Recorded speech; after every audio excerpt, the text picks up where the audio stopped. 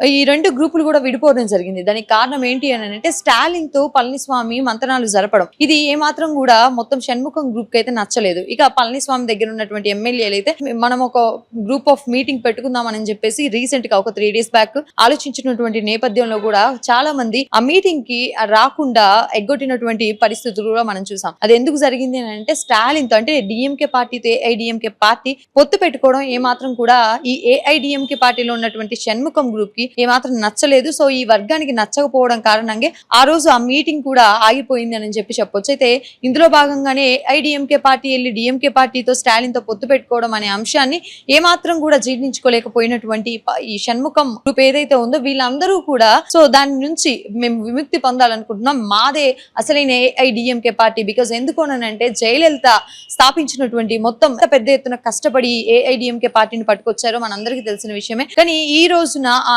AIADMK పార్టీని తీసుకెళ్లి DMK పార్టీలో కలపడం అనేది చాలా సిగ్గుచేటుగా మేము భావిస్తున్నాము. సో దాన్ని మేము అగ్రి చేస్తలేము. అందుకనే మొత్తం 17 సీట్లు ఉన్నటువంటి పళనిస్వామి మాకు వద్దు అని చెప్పేసి పూర్తిగా మాకే సభాపక్షాల నేతలుగా మాకే గుర్తింపు కావాలి. బికాజ్ ఎందుకంటే మా దగ్గర 30 మంది ఎమ్మెల్యేలు ఉన్నారు, పళనిస్వామి దగ్గర నుండి 15 మంది ఎమ్మెల్యేలు కాబట్టి సో ఆ సభాపక్ష నేతలుగా మమ్మల్ని గుర్తించాలి అనేటటువంటి అంశంలో ఈ షణ్ముఖ గ్రూప్ ఏదైతే ఉందో వీళ్ళందరూ కూడా వేలుమణి షణ్ముఖ ఈ గ్రూప్ ఏదైతే ఉందో వీళ్ళందరూ కూడా పూర్తిగా డివైడ్ అయిపోయి మొత్తం కూడా టీవీకే పార్టీ అధినేత విజయ్ కి మద్దతుగా ఉండాలని చెప్పేసి పూర్తిగా నిర్ణయించుకున్నట్లు కూడా వాళ్ళు బయటకు వచ్చి ప్రెస్ మీట్ పెట్టడం జరిగింది.